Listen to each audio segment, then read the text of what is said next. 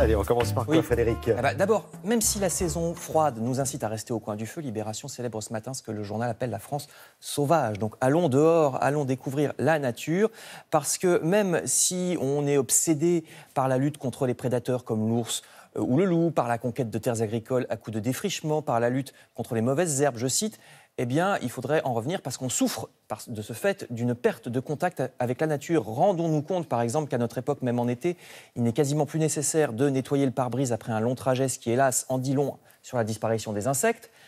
Heureusement, la nature résiste quand même. Le loup, vous le savez, est revenu, de même que certaines espèces de phoques ou de cigognes qui vont mieux qu'il y a une quarantaine d'années, dit le journal. Mais on oublie qu'il y a à peine quelques siècles, il y avait des castors partout en France alors qu'ils sont devenus rares. Cet article se base sur 2 livres que voici, Réensauvageons la France et 20 000 ans, la grande histoire de la nature, par le naturaliste Stéphane Durand aux éditions Actes Sud. Également à propos de nature et de plantes. Sarah, ça va t'intéresser. Ça m'intéresse déjà, je note tout ce que tu dis. Mais encore plus, la plante de Bacchus, en l'occurrence, la Croix nous apprend que depuis quelques années, la stabilisation du Liban a permis un regain du vignoble libanais, activité traditionnelle au Liban puisque le vin est très lié au christianisme, l'une des religions principales du Liban. Vous pourrez lire un grand reportage au sein des régions viticoles libanaises dans le journal La Croix.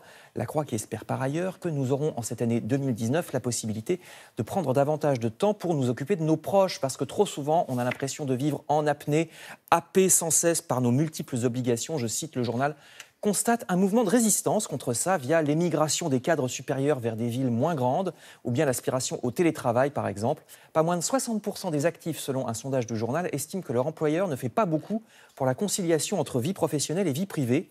Alors il faut aussi pouvoir se le permettre, parce que se mettre à 80% pour avoir davantage de temps, ça suppose qu'on ait un bon salaire au départ, pour se permettre 20% de rabais. C'est ce que vous lirez dans La Croix. Je passe à une page télévision avec cet article du Figaro où on peut lire que malgré la multiplication des sites internet, des différents écrans et des chaînes de télé spécialisées, l'année 2018 qui s'achève fut un bon millésime pour les bonnes vieilles chaînes historiques. La 1, la 2, la 3 ont connu de bonnes audiences, explique le journal.